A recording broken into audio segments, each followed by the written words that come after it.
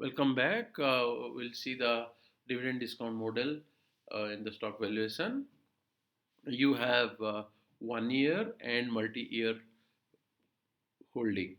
If you want to hold the stock for only 1 year, you are known as a 1 year investor. If you are a 1 year investor, what are the things you are getting from the stock? You will get one dividend, and end of the year when you will sell, you will get selling price.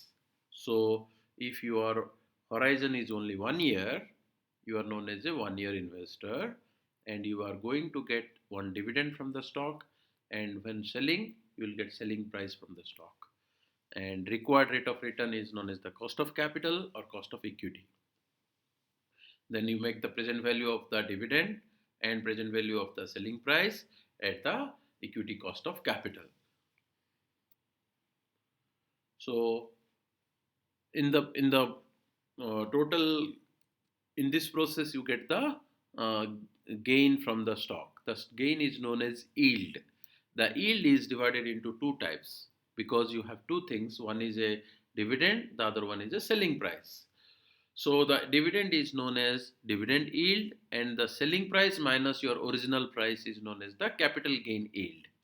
So the dividend yield is equal to dividend divided by price.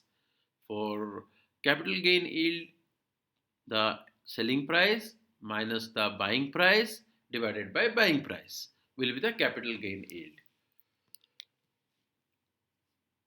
The expected total return of the stock should equal the expected return of other investments available in the market with the equivalent risk factor. So that is what the expected return of the stock. Here is a question given. Let us solve it.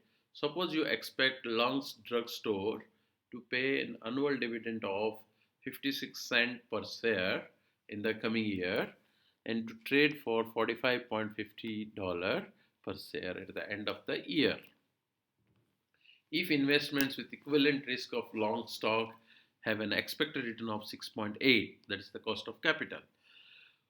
What is the most you would pay today for Long's stock? What dividend yield and what capital gain yield would you expect from this stock? Very simple, you see, 6.8 is the cost of capital. If you hold this stock, you will get one dividend of 56 cents and you will sell it at the end of the year. The selling price you will get is $45.50. Make the present value of both of them, then you will get the return. So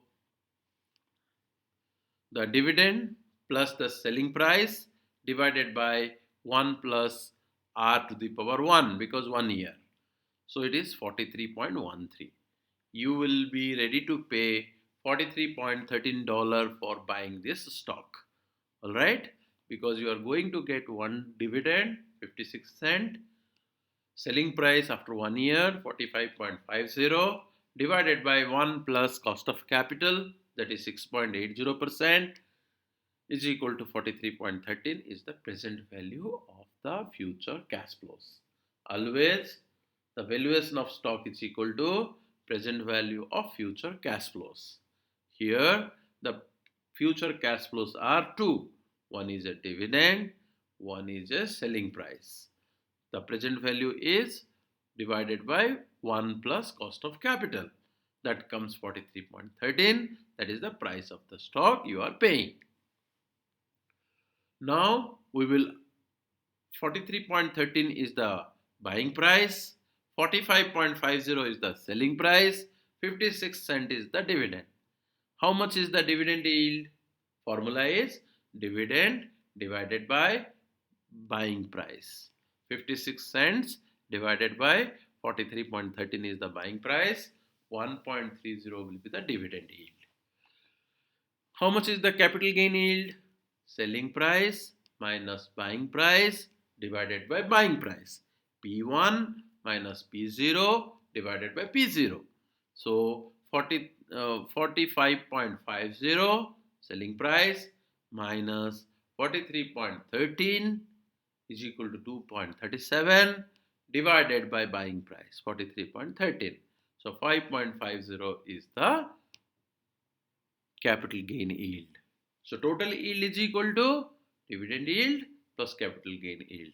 So total yield is equal to 5.5 plus 1.3 is equal to 6.8. That is the cost of capital of the company. You can see here 6.8 is the expectation on the stock. We got the 6.8 here. So at this price 43.13, long's expected total return will be 6.8%. This is a practice question for home. Suppose you expect Coach Industries to pay annual dividend of 2.31. That means D1 will be 2.31. One dividend you will get $2.31. The selling price will be $82.75 after 1 year. If the required rate of return is 8.9%, what is the most you would ready to pay? Very simple. Dividend, expected dividend plus selling price divided by 1 plus cost of capital. So do it, and any question you can ask me in the next question. What is the dividend yield? What is the capital gain yield? First you get the buying price, then dividend divided by buying price will be the dividend yield. Selling price minus buying price divided by buying price will be the capital gain yield. Now, we discussed about 1 year investor, 1 year horizon period. Here we have discussed the 1 year investor. What if the investor is holding the stock for multi-years? He will be known as multi-year investor. Say for example, he holds the stock for 2 years. Then he is buying now, that is minus P0. Then he holds the stock for 2 years. That means he is getting 2 dividends. And end of 2 years he is selling it. So he will get P2, price end of second year. If he holds for 3 years, same, buying now, minus P0, dividend after 1 year, dividend after 2 year, dividend after 3 year, selling price end of 3 year. If 4 years, same like 4 dividends and selling price. 5 year, 5 dividends, selling price. So this is the case for multi-year investor. Then the formula will be the dividend divided by cost of capital plus dividend plus price divided by cost of capital. So you can, if it is multi-period, just 2 years it is being explained here. 2 dividends plus selling price end of second year. 3 year, 3 dividend, selling price. 4 year, 4 dividend, selling price. N year, N dividends and selling price. Dividend 1, 1 plus cost of capital 1. Dividend 2, 1 plus cost of capital 2. Dividend N, 1 plus cost of capital N. Plus selling price end of N year, 1 plus cost of capital to the power N year. If you assume rather than selling the stock, what happens if you hold the stock forever? Because company is a perpetuity, there is no end for a company. If the shareholders buys, sells, dies, new shareholder joins, company never changes. Company continues forever. Therefore, if you are a infinity holder, you are not selling, you are holding the stock for dividend. Then what will be the valuation? Dividend 1, 1 plus cost of capital 1. Dividend 2, 1 plus cost of capital 2. Dividend 3, 1 plus cost of capital 3. Continues forever. In that case, if the growth is constant, then you can use the constant dividend growth model. Dividend 1 divided by cost of capital minus growth.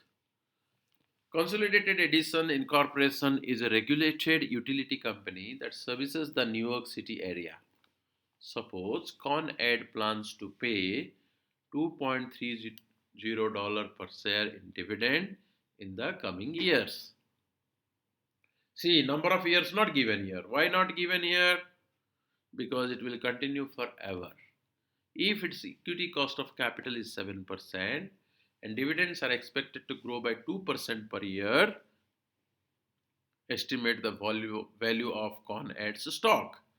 Formula very clear. D1 divided by R minus growth. D1 is given to you. D1 is 2.30 divided by R. R is given to you 7%. Growth is given to you 2%. So 2.30 divided by 7% minus 2% will be the price of the stock. Very easy if it is constant growth, normal growth. When you call it normal growth or constant growth? When the growth is less than the cost of capital. Then only the R minus G will work. If the G is greater than R, then the denominator will be negative. If denominator is negative, the valuation will be useless. That's why if the growth is less than the cost of capital, then you can use the constant growth formula and you can make the valuation. Formula is very simple. D1 divided by R minus G is equal to $46. You are ready to pay for this stock. Practice at home. Target Corporation plans to pay 0.68 per share dividend. D1 is plans, means D1 coming year. 0.68 is the D1. Cost of capital is 10%. Growth is 8.4%. Find out the price of target. 0.68 divided by R minus G. 10% minus 8.4%. D1 0.68 divided by R minus G. Hope it is clear. Practice at home. If finds difficult, let me know. So estimating the dividends in the dividend discount model. So we will now try to calculate how the dividend is being plugged in. Dividend versus investment and growth is to be seen here. And simple model of growth is the dividend each year is equal to the firm's earning per share multiplied by dividend payout ratio. Simple. We have seen from in many cases, if the earning per share is $2, dividend payout ratio is 50%, dividend per share will be $2 multiplied by 50% is equal to $1. If the dividend earning per share is $2, dividend per share is 100%, the dividend payout ratio is 100%, dividend per share will be also $2. 100% of $2 is equal to $2. That's EPS and DPS are the same. But if the earning per share is $2, dividend payout is 25%, it will be 50 cents, isn't it?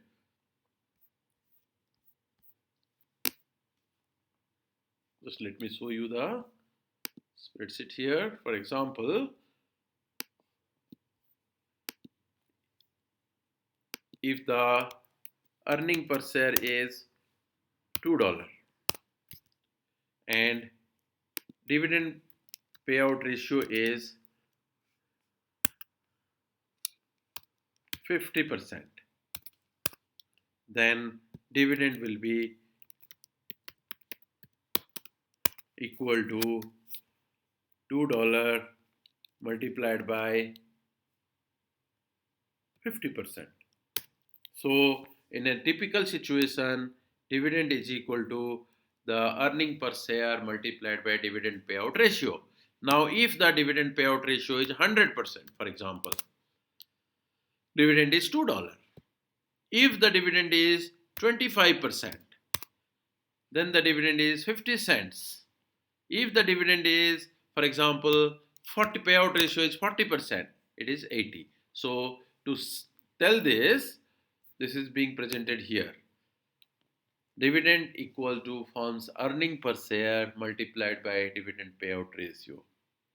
A firm can increase its dividend in three ways. What are the three ways, dear students? Number one, it can increase its earning. It can increase its earning. The first one is it can increase its earning. For example, dividend payout ratio is 50%. Say for example, we will take the dividend payout ratio is 50%. How the dividend can be increased? By increasing the earning per share. Now for example, we will make the earning per share 3. Automatically dividend became 1.5. If the earning become 4, automatically dividend became 2. So the first theory says to increase the dividend, you should increase the earnings. Second way you can increase your dividend by increasing the dividend payout ratio. How? Your earning per share was $2. 50% was the dividend payout ratio. So dividend is 1. If you want to increase your dividend, either you increase your earning or you increase your dividend payout ratio. Instead of 50, if you make it 75%, automatically dividend increases. If you increase earning, dividend further increases. If you increase both, it further increases. So it can either increase its earning or it can increase its dividend payout ratio, or it can decrease its number of shares outstanding. How?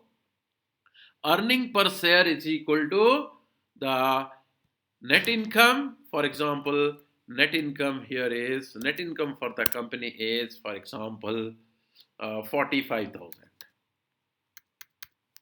and number of shares are number of shares outstanding. Shares outstanding is, for example, 15,000. Therefore, the earning per share is equal to net income divided by 15,000 number of share is equal to $3 earning per share. 75% is the dividend payout ratio. Dividend becomes 2.25. Now we got three situations. Now let me bring this situation to you. These are the three situations we have. What are the three situations?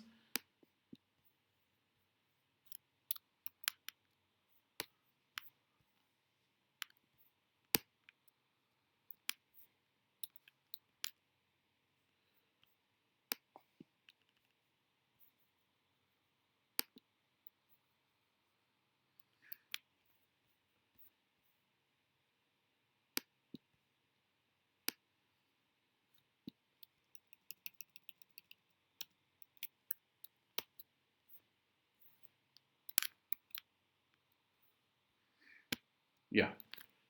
These are the three situations being there. One is it can increase its earning. First one is increase its earning. Net income to be earning means net income. If the net income is, for example, 60,000, see, automatically dividend became 3. Carefully, my dear, now I am explaining again all the three. First condition is increase the earning. Earning, for example, 45,000 current earning, dividend is 2.25. It can increase the earning. Say, for example, earning became 60,000. Automatically, you see dividend increased. Second, earning, for example, not increased. What increased? It can increase the dividend payout ratio. 75% you can make 100%. Then also your dividend increased. See, $3. Or it can decrease its number of shares. Before it was 15,000, now you make it 10,000 number of shares. Then also dividend can be increased. All right. So hope it is clear now. So these are the three ways you can increase the dividend. Now the simple model of growth is change in earnings is equal to new investment multiplied by return on new investment. If all increase in earning result exclusively from new investment made with retained earning. If you are making new issue of share, this condition will not work. Whatever further investment in future happens, it happens from the retained earning. Then change in earning of the company is equal to new investment multiplied by return on new investment. New investment is equal to earnings multiplied retention, because whatever new investment you are doing from the retained earning. Retained earning means earnings multiplied retention rate. So the earning growth rate is equal to change in earning divided by earning. is equal to retention rate multiplied by return on new investment. How it happens? The middle formula, new investment is equal to earnings multiplied by retention rate. Use this formula in the first formula. Then the first formula you can read like this. Change in earnings is equal to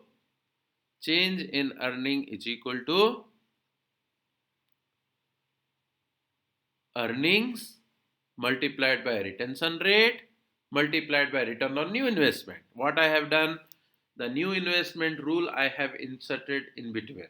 New investment is equal to earnings multiplied by retention rate. So earnings multiplied by retention rate multiplied by return on new investment. Now take this earning to the left hand side. Then what will happen? Change in earning divided by earning is equal to retention rate multiplied return on new investment. Isn't it? Clear? Now, for example, here I can explain you like this. See, for example, what is the first formula we have seen? Change in earning. Change in earnings is equal to, what is the formula? New investment multiplied by return on new investment.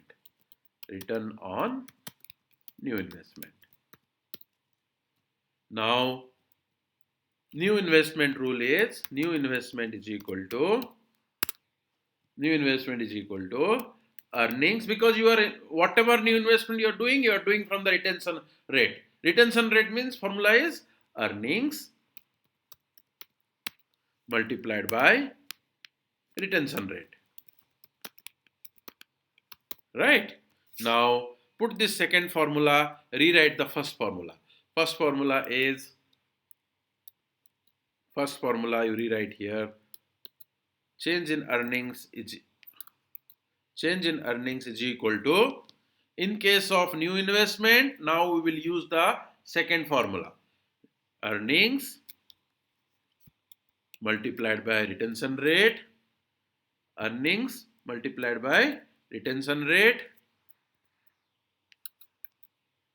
multiplied by new investment is done. New investment means earnings multiplied by retention rate multiplied by return on new investment. This one. Now change in earnings is equal to earnings multiplied by retention rate multiplied by return on new investment. Now this earnings you take to the left hand side. If you do that, what will happen? Change in earning divided by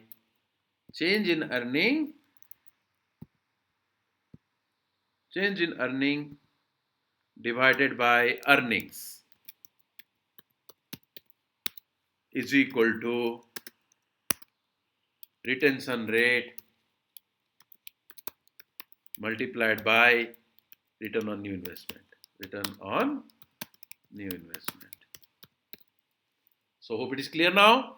So rewriting of the formula being done, then change in earning divided by earning is equal to percentage growth in the earning.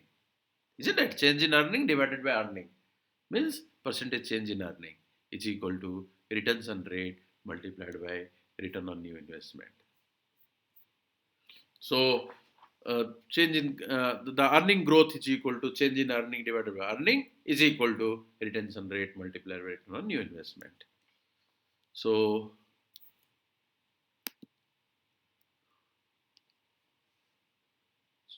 the formula which we have seen in the previous slide, the growth of earnings is equal to retention rate multiplied by return on new investment. This is the formula. To how the formula came being explained here. Change in earning is equal to new investment multiplied by return on new investment. New investment is equal to earnings multiplied by retention rate. Now rewrite the first formula. Earnings multiplied by retention rate multiplied by return on new investment is equal to change in earning. Now take this earnings to the left hand side. Earning divided by new the change in earning divided by earning is equal to retention rate multiplied by return on new investment. So that is equal to growth is equal to retention rate into return on new investment. So whenever growth is to be calculated, how you calculate? retention rate multiplied by return on new investment. How it is done? Let us see this exercise, then we'll stop the class. Earning per share is $6, and rather than investing in the, we'll do one thing. We'll take this question in the next class. Okay? So we'll stop here in slide number 28, which we will do in the next class. Just let me stop the recording, please.